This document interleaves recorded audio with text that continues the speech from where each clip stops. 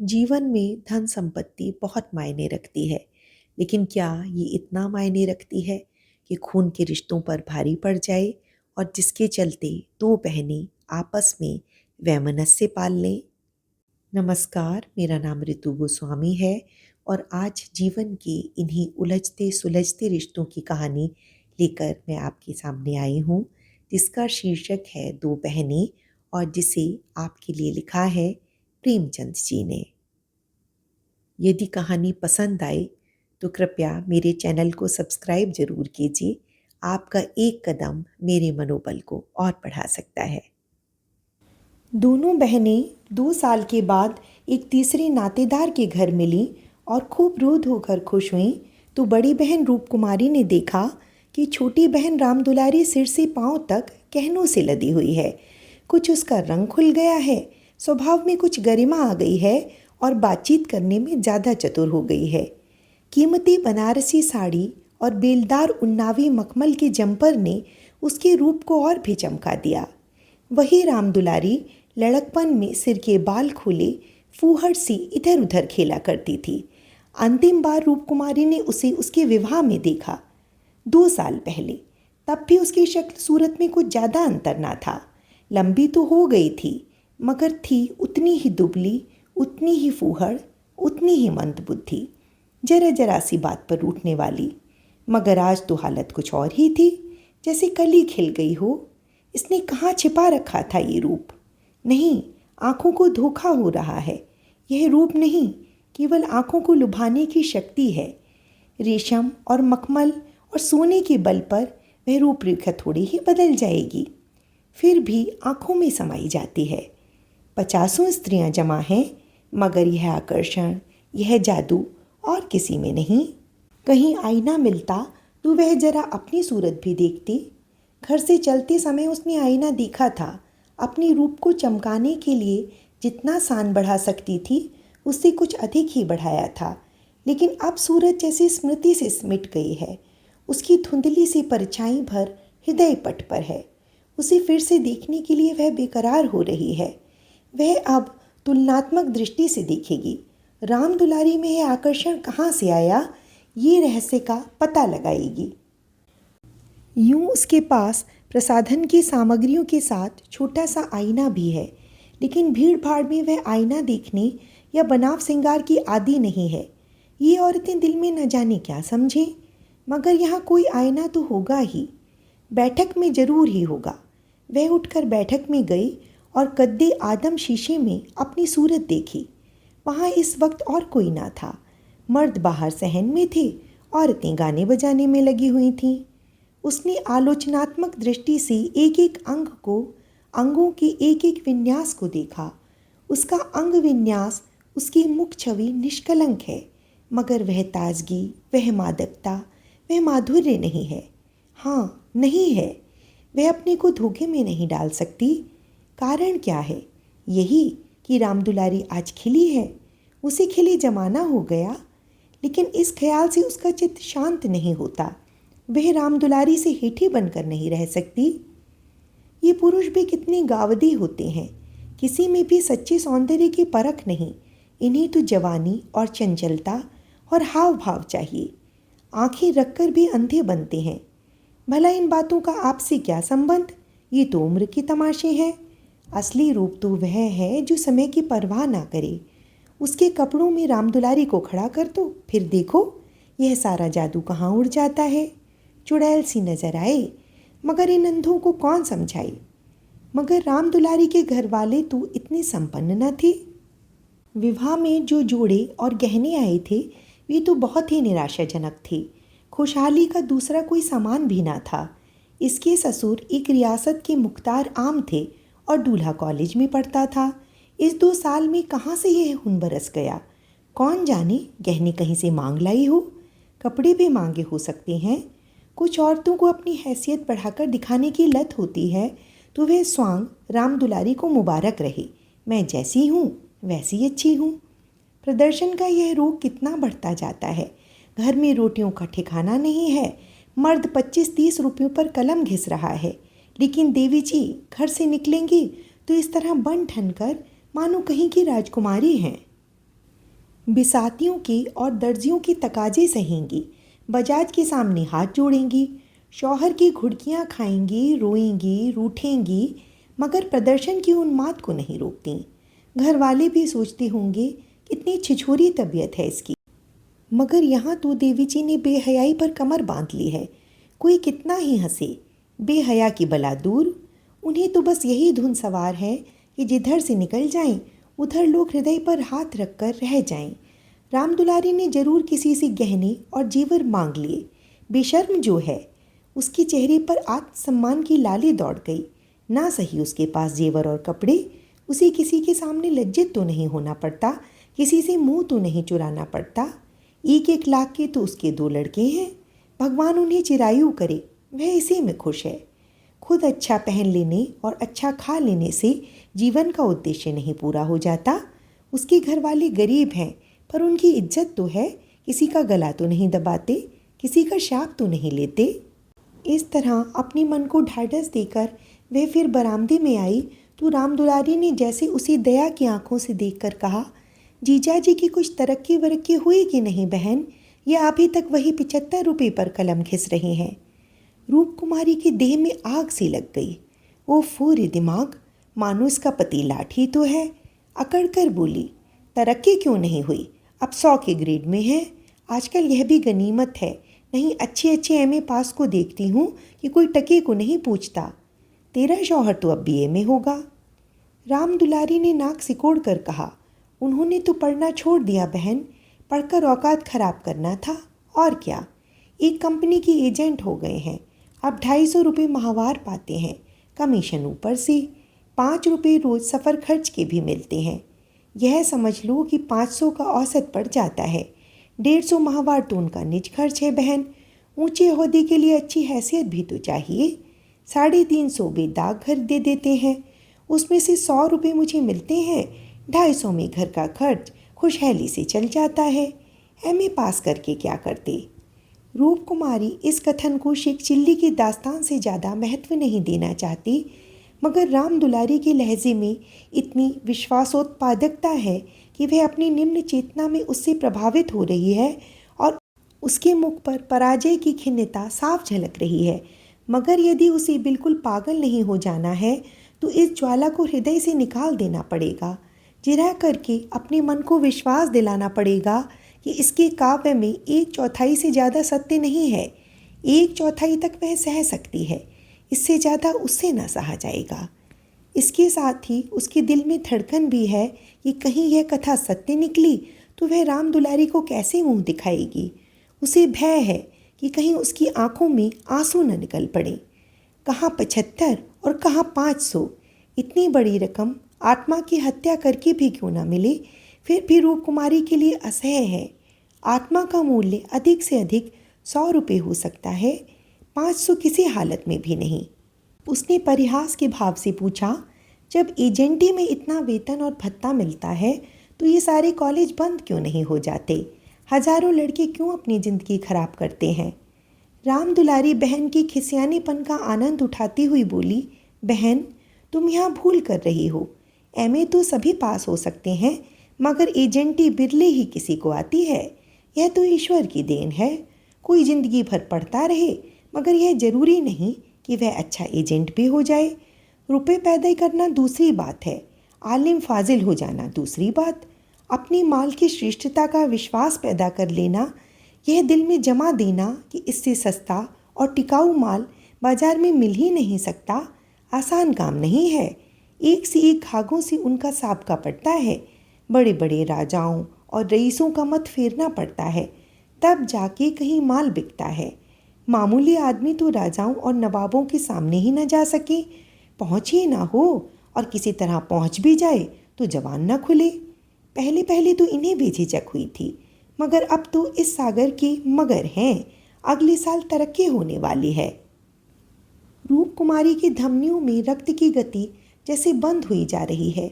निर्दयी आकाश गिर क्यों नहीं पड़ता, पाषाण हृदय धरती फट क्यों नहीं जाती। ये कहाँ का न्याय है कि रूप कुमारी जो रूपवती है, तमीज़दार है, सुघड़ है, पति पर जान देती है, बच्चों को प्राणों से ज़्यादा चाहती है, थोड़े में गृहस्थी को इतनी अच्छे ढंग से चलाती है, उसकी तो यह दुर्गति। और यह घमंडिन, बदतमीज, विलासिनी, चंचल, मुंहफट छोकरी जो अभी तक सिर खोले घूमा करती थी, रानी बन जाए। मगर उसे अब भी कुछ आशा बाकी थी। शायद आगे चलकर उसके चित्त की शांति का कोई मार्ग निकल आए। उसे परिहास के स्वर में बोली, तब तो शायद 1000 मिलने लगे। 1000 तो नहीं, पर 600 में संदेह नहीं। कोई आंख का अंधा मालिक फंस गया होगा। व्यापारी आंखों के अंधे नहीं होते दीदी, उनकी आंखें हमारी तुम्हारी आंखों से कहीं तेज होती हैं। जब तुम उन्हें 6000 कमा कर दो, तब कहीं 600 मिले। जो सारी दुनिया को चराए, उसे कौन बेवकूफ़ बनाएगा। परिहास से काम ना चलते देख रूपकुमारी ने अपमान का अस्त्र निकाला। मैं तो इसे बहुत अच्छा पेशा नहीं समझती। सारे दिन झूठ के तू मार बांधो, यह तो ठग विद्या है। रामदुलारी जोर से हंसी। बहन पर उसने पूरी विजय पाई थी। इस तरह तो जितने वकील बैरिस्टर हैं, सभी ठग विद्या करते हैं। अपने मुवक्किल के फ़ायदे के लिए उन्हें क्या क्या नहीं करना पड़ता। झूठी शहादतें ही तक बनानी पड़ती हैं। मगर उन्हीं वकीलों और बैरिस्टरों को हम अपना लीडर कहते हैं। उन्हें अपनी कौमी सभाओं का प्रधान बनाते हैं, उनकी गाड़ियाँ खींचते हैं, उन पर फूलों और अशर्फियों की वर्षा करते हैं, उनके नाम से सड़कें, प्रतिमाएं और संस्थाएं बनाते हैं। आजकल दुनिया पैसा देखती है। आजकल ही क्यों, हमेशा से धन की यही महिमा रही है। पैसे कैसे आए यह कोई नहीं देखता। जो पैसे वाला है उसी की पूजा होती है। जो अभागे हैं, अयोग्य हैं या भीरू हैं, वे आत्मा और सदाचार की दुहाई देकर अपने आंसू पोंछते हैं। नहीं, आत्मा और सदाचार को कौन पूछता है। रूपकुमारी खामोश हो गई। अब उसे यह सत्य उसकी सारी वेदनाओं के साथ स्वीकार करना पड़ेगा कि रामदुलारी सबसे ज़्यादा भाग्यवान है। इससे अब त्राण नहीं। परिहास या अनादर से वह अपनी तंगदिली का प्रमाण देने के सिवा और क्या पाएगी। उसे किसी बहाने से रामदुलारी के घर जाकर असलियत की छानबीन करनी पड़ेगी। अगर रामदुलारी वास्तव में लक्ष्मी का वरदान पा गई है, तो रूपकुमारी अपनी किस्मत ठोक कर बैठ रहेगी। समझ लेगी कि दुनिया में कहीं न्याय नहीं है, कहीं ईमानदारी की पूछ नहीं है। मगर क्या सचमुच उसे इस विचार से संतोष होगा? यहाँ कौन ईमानदार है? वही जिसे बेईमानी करने का अवसर नहीं है और ना इतनी बुद्धि या मनोबल है कि वह अवसर पैदा कर ले। उसके पति 75 रुपये पाते हैं, पर क्या 10-20 रुपये और ऊपर से मिल जाएं तो वह खुश होकर लेना लेंगे। उनकी ईमानदारी और सत्यवादिता उसी समय तक है जब तक अवसर नहीं मिलता। जिस दिन मौका मिला, सारी सत्यवादिता धरी रह जाएगी। और क्या रूपकुमारी में इतना नैतिक बल है कि वह अपने पति को हराम का माल हजम करने में रोक दे? रोकना तो दूर की बात है, वह प्रसन्न होगी। शायद पतिदेव की पीठ ठोकेगी। अभी उनके दफ्तर से आने के समय वह मन मारे बैठी रहती है। तब वह द्वार पर खड़ी होकर उनकी बाट जोहेगी और जो ही वह घर में आएंगी, उनकी जेबों की तलाशी लेगी। आंगन में गाना बजाना हो रहा था। रामदुलारी उमंग के साथ गा रही थी और रूपकुमारी वहीं बरामदे में उदास बैठी हुई थी। ना जाने क्यों उसके सिर में दर्द होने लगा था। कोई गाए, कोई नाचे, उससे प्रयोजन नहीं। वह तो अभागिन है, रोने के लिए पैदा की गई है। 9 बजे रात को मेहमान रुखसत होने लगे। रूपकुमारी भी उठी। इक्का मंगवाने जा रही थी कि रामदुलारी ने कहा, इक्का मंगवा कर क्या करोगी बहन? मुझे लेने के लिए कार आती होगी। चलो 2-4 दिन मेरे यहाँ रहो, फिर चली आना। मैं जीजाजी को कहला भेजूंगी तुम्हारा इंतज़ार ना करें। रूपकुमारी का यह अंतिम अस्त्र भी बेकार हो गया। रामदुलारी के घर जाकर हालचाल की टोह लेने की इच्छा गायब हो गई। वह अब अपने घर जाएगी और मुंह ढाँपकर पड़ी रहेगी। इन फटेहालों में क्यों किसी के घर जाए? बोली, नहीं, अभी तो मुझे फुर्सत नहीं है। बच्चे घबरा रहे होंगे, फिर कभी आऊँगी। क्या रात भर भी न ठहरोगी? नहीं। अच्छा बताओ कब आओगी? मैं सवारी भेज दूँगी। मैं खुद कहला भेजूँगी। तुम्हें याद ना रहेगा, साल भर हो गया, भूलकर भी याद ना किया। मैं इसी इंतज़ार में थी कि दीदी बुलाएं तो चलूं। एक ही शहर में रहते हैं, फिर भी इतनी दूर कि साल भर गुजर जाए और मुलाकात तक ना हो।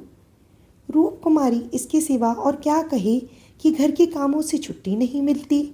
कई बार उसने इरादा किया कि दुलारी को बुलाई, मगर अवसर ही ना मिला। सहसा राम दुलारी के पति श्री गुरुसेवक ने आकर बड़ी साली को सलाम किया। बिल्कुल अंग्रेजी सज धज, मुंह में चुरुट, कलाई पर सोने की घड़ी, आंखों पर सुनहरी ऐनक, जैसे कोई सिविलियन हो। चेहरे से जिहानत और शराफत बरस रही थी। वह इतना रूपवान और सजीला है, रूप कुमारी को अनुमान ना था। कपड़े जैसे उसकी देह पर खिल रहे थे। आशीर्वाद देकर बोली, आज यहाँ न आती तो मुझसे मुलाकात क्यों होती। गुरुसेवक हंसकर बोला, यह उल्टी शिकायत क्यों ना हो। कभी आपने बुलाया और न मैं ना गया। मैं नहीं जानती थी कि तुम अपने को मेहमान समझते हो, वह भी तो तुम्हारा ही घर है। रामदुलारी देख रही थी कि मन में उससे ईर्ष्या रखते हुए भी वह कितनी वाणी मधुर, कितनी स्निग्ध, कितनी अनुग्रह प्रार्थनी होती जा रही है। गुरुसेवक ने उदार मन से कहा, हाँ अब मान गया साली साहब, बेशक मेरी गलती है। इस दृष्टि से मैंने विचार नहीं किया था, मगर आज तो मेरे घर रहिए। नहीं, आज बिल्कुल अवकाश नहीं है, फिर कभी आऊँगी। लड़के घबरा रहे होंगे। राम दुलारी बोली, मैं कितना कह के हार गई, मानती ही नहीं। दोनों बहनें कार की पिछली सीट पर बैठीं। गुरुसेवक ड्राइव करता हुआ चला। जरा देर में उसका मकान आ गया। राम दुलारी ने फिर बहन से उतरने के लिए आग्रह किया, पर वह ना मानी। लड़के घबरा रहे होंगे। आखिर राम दुलारी उससे गले मिलकर अंदर चली गई। गुरुसेवक ने कार बढ़ाई। रूप कुमारी ने उड़ती हुई निगाह से राम दुलारी का मकान देखा और वह ठोस सत्य एक शलाका की भांति उसके कलेजे में चुभ गया। कुछ दूर जाकर गुरुसेवक बोला, मैंने तो अपने लिए अच्छा रास्ता निकाल लिया। अगर 2-4 साल इसी तरह काम करता रहा तो आदमी बन जाऊंगा। रूप कुमारी ने सहानुभूति के साथ कहा, राम दुलारी ने मुझसे बताया था, भगवान करे जहाँ रहो खुश रहो, मगर जरा हाथ पैर संभाल के रहना। मैं मालिक की आंख बचाकर एक पैसा भी लेना पाप समझता हूँ। दौलत का मज़ा तो तभी है कि ईमान सलामत रहे। ईमान खोकर पैसे मिले तो क्या। मैं ऐसी दौलत को त्याज्य समझता हूँ और आंख किसकी बचाऊं। सब स्याह सफ़ेद तो मेरे हाथ में है। मालिक तो रहा नहीं, केवल उसकी बेवा है। उसने सब कुछ मेरे हाथ में छोड़ रखा है। मैंने उसका कारोबार संभाल न लिया होता तो सब कुछ चौपट हो जाता। मेरे सामने तो मालिक सिर्फ 3 महीने जिंदा रहे, मगर आदमी को परखना खूब जानते थे। मुझे 1000 रुपये पर रखा और 1 महीने में 200 रुपये कर दिया। आप लोगों की दुआ से पहले ही महीने में मैंने 12,000 का काम किया। क्या काम करना पड़ता है? रूप कुमारी ने बिना किसी उद्देश्य के पूछा। वही मशीनों की एजेंटी, तरह तरह की मशीनें मंगाना और बेचना, ठंडा जवाब था। रूप कुमारी का मनहूस घर आ गया। द्वार पर एक लालटेन टिमटिमा रही थी। उसके पति उमानाथ द्वार पर टहल रहे थे, मगर रूप कुमारी ने गुरुसेवक से उतरने के लिए आग्रह नहीं किया। एक बार शिष्टाचार के नाते कहा जरूर, पर जोर नहीं दिया, और उमानाथ तो गुरुसेवक से मुखातिब भी न हुए। रूप कुमारी को वह घर अब कब्रिस्तान सा लग रहा था, जैसे फूटा हुआ भाग्य हो। ना कहीं फर्श, न फर्नीचर, न गमले। 2-4 टूटी टाटी तिपाइयाँ, एक लंगड़ी मेज, 4-5 पुरानी पुरानी खाटें। यही उस घर की बिसात थी। आज सुबह तक रूप कुमारी इसी में खुश थी, लेकिन अब यह घर उसे काटे खा रहा है। लड़के अम्मा अम्मा करके दौड़े, मगर उसने दोनों को झिड़क दिया। उसके सिर में दर्द है, वह किसी से ना बोलेगी, कोई उसे ना छेड़े। अभी घर में खाना नहीं पका, पकाता कौन? लड़कों ने तो दूध पी लिया है, किंतु उमानाथ ने कुछ नहीं खाया। इसी इंतजार में थे कि रूप कुमारी आए तो पकाए, पर रूप कुमारी के सिर में दर्द है। मजबूर होकर बाजार से पूरियां लानी पड़ेंगी। रूप कुमारी ने तिरस्कार के स्वर में कहा, तुम अब तक मेरा इंतजार क्यों करते रहे? मैंने तो खाना पकाने की नौकरी नहीं लिखाई है, और जो रात को वहीं रह जाती। आखिर तुम कोई महाराजन क्यों नहीं रख लेती? क्या जिंदगी भर मुझी को पीसते रहोगे? उमानाथ ने उसकी तरफ आहत विस्मय की आंखों से देखा। उसके बिगड़ने का कोई कारण उनकी समझ में न आया। रूप कुमारी से उन्होंने हमेशा निरापद सहयोग पाया है। निरापद ही नहीं, सहानुभूतिपूर्ण भी। उन्होंने कई बार उससे महाराजन रख लेने का प्रस्ताव खुद किया था, पर उसने बराबर यही जवाब दिया कि आखिर में बैठे बैठे क्या करूँगी, 4-5 रुपये का खर्च बढ़ाने से क्या फ़ायदा, यह पैसे तो बच्चों के मक्खन में खर्च होते हैं। और आज वे इतनी निर्ममता से उलाहना दे रही है जैसे गुस्से में भरी हो। अपनी सफाई देते हुए बोले, महाराजन रखने के लिए तो मैंने खुद तुमसे कई बार कहा, तो लाकर रख क्यों ना दिया, मैं उसे निकाल देती तो कहते। हाँ, यह गलती हुई, तुमने कभी सच्चे दिल से नहीं कहा। रूप कुमारी ने और भी प्रचंड होकर कहा, तुमने केवल मेरा मन लेने के लिए कहा। मैं ऐसी भोली नहीं हूँ कि तुम्हारे मन का रहस्य न समझूं। तुम्हारे दिल में कभी भी मेरे आराम का विचार आया ही नहीं। तुम तो खुश थे कि अच्छी लौंडी मिल गई है, एक रोटी खाती है और चुपचाप पड़ी रहती है, महज खाने और कपड़े पर, यह भी जब घर की ज़रूरतों से बचे। 75 रुपया लाकर मेरे हाथ पर रख देते हो और सारी दुनिया का खर्च। मेरा दिल ही जानता है मुझे कितनी कतर ब्योंत करनी पड़ती है, क्या पहनूं और क्या ओढ़ूं। तुम्हारे साथ ज़िंदगी खराब हो गई। संसार में ऐसे मर्द भी हैं जो स्त्री के लिए आसमान के तारे तोड़ लाते हैं। गुरुसेवक ही को देखो, दूर क्यों जाओ, तुमसे कम पढ़ा है, उम्र में तुमसे कहीं कम है, मगर 500 का महीना लाता है और राम दुलारी रानी बनी बैठी रहती है। तुम्हारे लिए यही 75 रुपये बहुत हैं, राण माण में ही मगन। तुम नाहक मर्द हुए, तुम्हें तो औरत होना चाहिए था। औरतों के दिल में कैसे कैसे अरमान होते हैं, मगर मैं तो तुम्हारे लिए घर की मुर्गी का बासी साग हूँ। तुम्हें तो कोई तकलीफ़ नहीं होती, तुम्हें तो कपड़े भी अच्छे चाहिए, खाना भी अच्छा चाहिए, क्योंकि तुम पुरुष हो, बाहर से कमा कर लाते हो। मैं चाहे जैसे रहूं, तुम्हारी बला से। वाग्बाणों का यह सिलसिला कई मिनट तक जारी रहा और उमानाथ चुपचाप सुनते रहे। अपनी जान में उन्होंने रूप कुमारी को शिकायत का कभी मौका नहीं दिया। उनका वेतन कम है, यह सत्य है, पर यह उनके बस की बात तो नहीं। वह दिल लगाकर अपना काम करते हैं, अफसरों को खुश करने की सदैव चेष्टा करते हैं। इसी साल बड़े बाबू के छोटे सुपुत्र को 6 महीने तक बिना नागा पढ़ाया, इसीलिए तो कि वह प्रसन्न रहें। अब वह और क्या करे। रूप कुमारी की खफगी का रहस्य वह समझ गए। अगर गुरुसेवक वास्तव में 500 रुपये लाता है तो बेशक वह भाग्य का बली है, लेकिन दूसरों की ऊंची पेशानी देखकर अपना माथा तो नहीं फोड़ा जाता। किसी संयोग से उसे यह अवसर मिल गया, मगर हर एक को तो ऐसे अवसर नहीं मिलते। वह इसका पता लगाएंगे कि सचमुच उसे 500 ही मिलते हैं या महज डींग है। और मान लिया कि 500 मिलते हैं, तो क्या इससे रूप कुमारी को यह हक है कि वह उनको ताने दे और उन्हें जलीकटी सुनाए। अगर इसी तरह वह भी रूप कुमारी से ज़्यादा रूपवती और सुशीला रमणी को देखकर रूप कुमारी को कोसना शुरू करे तो कैसा हो। रूप कुमारी सुंदर है, मृदुभाषिणी है, त्यागमयी है, लेकिन उससे बढ़कर सुंदरी, मृदुभाषिणी, त्यागमयी देवियों से दुनिया खाली नहीं है। तो क्या इस कारण वह रूप कुमारी का अनादर करें।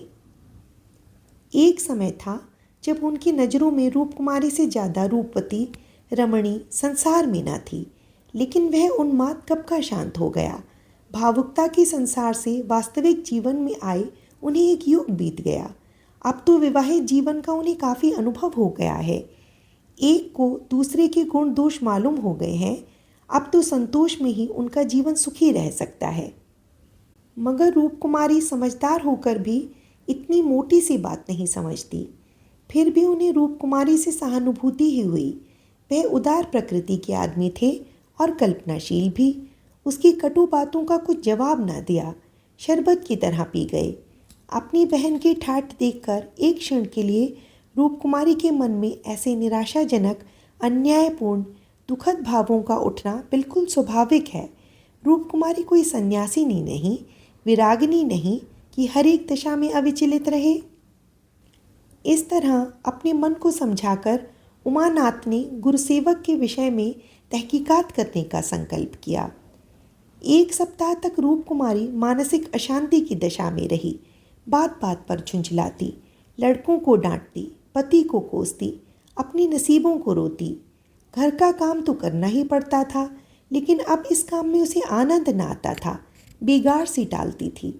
घर की जिन पुरानी धुरानी चीज़ों से उसका आत्मीय संबंध सा हो गया था, जिनकी सफाई और सजावट में वह व्यस्त रहा करती थी, उनकी तरफ अब आंख उठाकर भी न देखती। घर में एक ही खिदमतगार था। उसने जब देखा बहू जी घर की तरफ से खुद ही लापरवाह हैं, तो उसे क्या गरज थी कि सफाई करता। जो चीज़ जहाँ पड़ी थी वहीं पड़ी रहती, कौन उठाकर ठिकाने से रखे। बच्चे माँ से बोलने से डरते थे और उमानाथ तो उसके साए से भागते थे। जो कुछ सामने थाली में आ जाता उसे पेट में डाल लेते और दफ्तर चले जाते। दफ्तर से लौटकर दोनों बच्चों को साथ ले लेते और कहीं घूमने निकल जाते। रूपकुमारी से कुछ कहना बारूद में दियसलाई लगाना था। हाँ, उनकी यह तहकीकात जारी थी। एक दिन उमानाथ दफ्तर से लौटे तो उनके साथ गुरसेवक भी थे। रूपकुमारी ने आज कई दिनों के बाद परिस्थिति से सहयोग कर लिया था और इस वक्त झाड़न लिए कुर्सियां और टिपाहियां साफ कर रही थी कि गुरसेवक ने अंदर पहुंचकर सलाम किया। रूपकुमारी दिल में कट गई। उमानाथ पर ऐसा क्रोध आया कि उसका मुंह नोच ले। इन्हें लाकर यहाँ क्यों खड़ा कर दिया? न कहना न सुनना, बस बुला लाए। उसे इस दशा में देखकर गुरसेवक दिल में क्या कहता होगा, मगर इन्हें अक्ल आई ही कब थी। वह अपना पर्दा ढांकती फिरती है और आप उसे खोलते फिरते हैं। जरा भी लज्जा नहीं, जैसे बेहयाई का बाना पहन लिया है। बरबस उसका अपमान करते हैं। न जाने उसने उनका क्या बिगाड़ा है। आशीर्वाद देकर कुशल समाचार पूछा और कुर्सी रख दी। गुरुसेवक ने बैठते हुए कहा, आज भाई साहब ने मेरी दावत की है। मैं उनकी दावत पर तो ना आता, लेकिन जब उन्होंने कहा कि तुम्हारी साली का कड़ा तकाजा है, तब मुझे समय निकालना पड़ा था। रूपकुमारी ने बात बनाई। घर का कलह छिपाना पड़ा। तुमसे उस दिन कुछ बातचीत ना हो पाई। जी लगा हुआ था। गुरुसेवक ने कमरे के चारों तरफ नजर दौड़ाकर कहा, इस पिंजड़े में तो आप लोगों को बड़ी तकलीफ होती होगी। रूपकुमारी को ज्ञात हुआ यह युवक कितना सुरुचिहीन है, कितना अरसिक है। दूसरों के मनोभावों का आदर करना जैसे जानता ही नहीं। इसे इतनी सी बात भी नहीं मालूम कि दुनिया में सभी भाग्यशाली नहीं होते। लाखों में एक ही कहीं भाग्यवान निकलता है, और उसे भाग्यवान ही क्यों कहा जाए। जहाँ बहुतों को दाना ना मयस्सर हो, वहाँ थोड़े से आदमियों के भोग विलास में कौन सा सौभाग्य। जहाँ बहुत से आदमी भूखों मर रहे हों, वहाँ दो चार आदमी मोहन भोग उड़ाएं, तो यह उनकी बेहयाई और हृदयहीनता है, सौभाग्य कभी नहीं। कुछ चिढ़कर बोली, पिंजड़े में रहना कटघरे में रहने से अच्छा है। पिंजड़े में निरीह पक्षी रहते हैं, कटघरा तो घातक जंतुओं का ही निवास स्थान है। गुरुसेवक शायद यह संकेत न समझ सका। बोला, मेरा तो इस घर में दम घुट जाए। मैं आपके लिए अपने घर के पास ही एक मकान ठीक करा दूंगा, खूब लंबा चौड़ा। आपसे कुछ किराया ना लिया जाएगा। मकान हमारे मालकिन का है। मैं भी उसी के एक मकान में रहता हूँ। सैकड़ों मकान हैं उनके पास, सैकड़ों। सब मेरे अख्तियार में है। जिसे जो मकान चाहूँ दे दूँ, मेरे अख्तियार में है। किराया लूँ या ना लूँ, मैं आपके लिए सबसे अच्छा मकान ठीक करूँगा।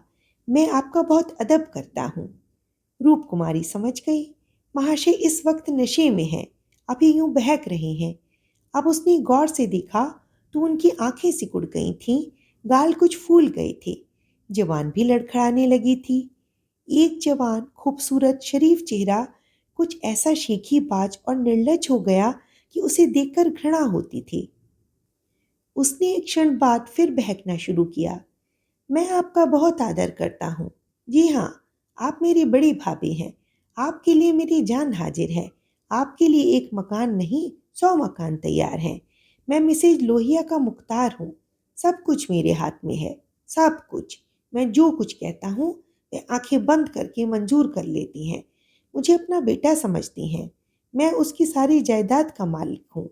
मिस्टर लोहिया ने मुझे 20 रुपए पर रखा, 20 रुपए पर। वह बड़ा मालदार था, मगर किसी को नहीं मालूम उसकी दौलत कहाँ से आती थी, किसी को नहीं मालूम। मेरे सिवा कोई नहीं जानता। वह खुफिया फरोश था, किसी से कहना नहीं। वह चोरी से कोकीन बेचता था, लाखों की आमदनी थी उसकी। अब वही व्यापार मैं करता हूँ। हर शहर में हमारे खुफिया एजेंट हैं। मिस्टर लोहिया ने मुझे इस फन में उस्ताद बना दिया। जी हाँ, मजाल नहीं कि मुझे कोई गिरफ्तार कर ले। बड़े बड़े अफसरों से मेरा याराना है।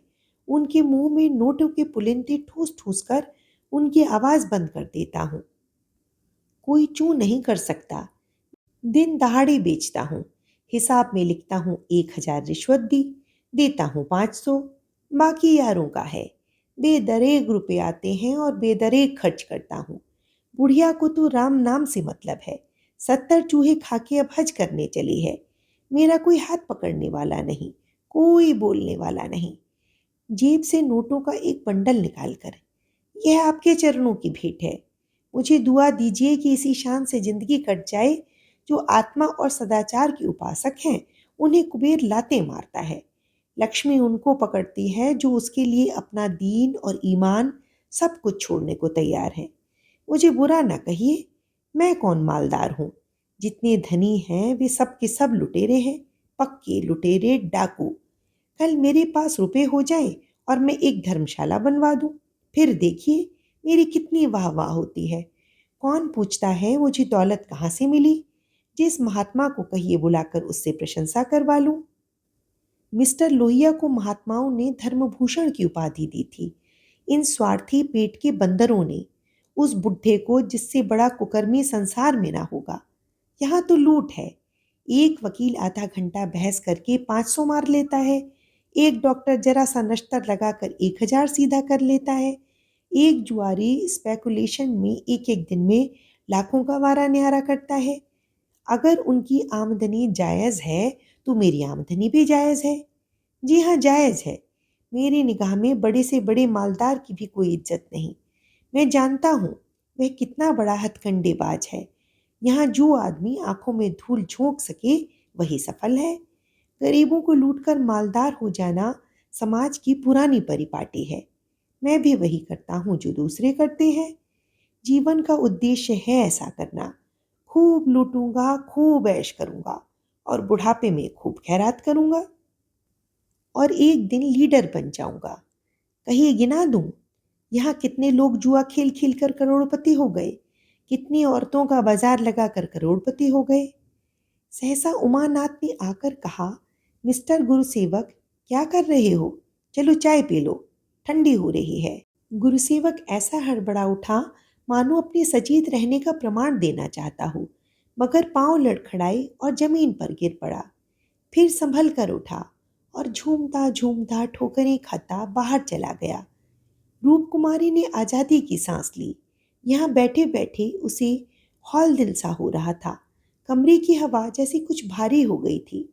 जो प्रेरणाएं कई दिन से अच्छे अच्छे मनोहर रूप धरकर उसके मन में आ रही थीं, आज उसे उनका असली विभत्स घिनावना रूप नजर आया।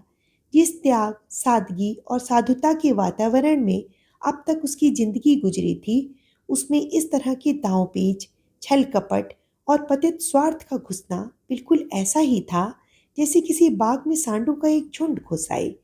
इन दामों पर वह दुनिया की सारी दौलत और सारा ऐश खरीदने को भी तैयार ना हो सकती थी। नहीं, अब राम दुलारी की भाग्य से अपने भाग्य का बदला ना करेगी। वह अपने हाल में खुश है।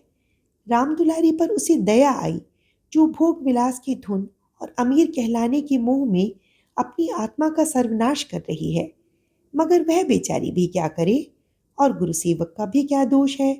जिस समाज में दौलत पुजती है, जहाँ मनुष्य का मोल उसके बैंक अकाउंट और टीम टाम से आंका जाता है, जहाँ पग पग पर प्रलोभनों का जाल बिछा हुआ है और समाज की कुव्यवस्था आदमी में ईर्ष्या, द्वेष, अपहरण और नीचता के भावों को उकसाती और उभारती रहती है, गुरुसेवक और राम दुलारी उस जाल में फंस जाएं, उस प्रवाह में बह जाएं, तो कोई अचरज नहीं। उसी वक्त उमानाथ ने आकर कहा, गुरुसेवक यहाँ बैठा बैठा क्या बहक रहा था? मैंने तो उसे विदा कर दिया। जी डरता था कहीं पुलिस उसके पीछे न लगी हो, नहीं तो मैं भी गेहूं के साथ घुन की तरह पिस जाऊं। रामकुमारी ने क्षमा प्रार्थी नेत्रों से उन्हें देखकर जवाब दिया, वही अपनी खुफिया फरोशी की डींग मार रहा था। मुझे भी मिसेस लोहिया से मिलने को कह गया। जी नहीं, आप अपनी क्लर्की किए जाइए, इसी में हमारा कल्याण है। मगर क्लर्की में वह ऐश कहाँ? क्यों न साल भर की छुट्टी लेकर जरा उस दुनिया की भी सैर करूं। मुझे अब उस ऐश का मोह नहीं रहा। दिल से कहती हूँ, सच्चे दिल से। उमानाथ 1 मिनट तक चुप रहने के बाद फिर बोले, मैं आकर तुमसे यह वृतांत कहता तो तुम्हें विश्वास आता या नहीं? सच कहना। कभी नहीं। मैं तो कल्पना ही नहीं कर सकती थी कि अपने स्वार्थ के लिए कोई आदमी दुनिया को विष खिला सकता है। मुझे सारा हाल पुलिस के सब इंस्पेक्टर से मालूम हो गया था। मैंने उसे खूब शराब पिला दी कि नशे में बहकेगा जरूर और सब कुछ उगल देगा। ललचता तो तुम्हारा जी भी था। हाँ, ललचता तो था और अब भी ललच रहा है, मगर ऐश करने के लिए जिस हुनर की जरूरत है वह कहाँ से लाऊंगा? ईश्वर न करे वह हुनर तुम में आए। मुझे तो उस बेचारे पर तरस आता है। मालूम नहीं खैरियत से घर पहुंच गया या नहीं। उसकी कार थी, कोई चिंता नहीं। रूप कुमारी एक क्षण जमीन की तरफ ताकती रही, फिर बोली, तो मुझे दुलारी के घर पहुंचा दो। अभी शायद मैं उसकी कुछ मदद कर सकूं। जिस बाग की वह सैर कर रही है उसके चारों ओर निशाचर घात लगाए बैठे हैं। शायद मैं उसे बचा सकूं। उमानाथ ने देखा, उसकी छवि कितनी दया पुलकित हो उठी है। अभी आपने सुनी प्रेमचंद जी की कहानी दो बहनें। यदि कहानी पसंद आई हो तो इस तरह की और भी मनोरंजक कहानियाँ सुनने के लिए मेरे साथ मेरे चैनल पर जुड़े रहिए।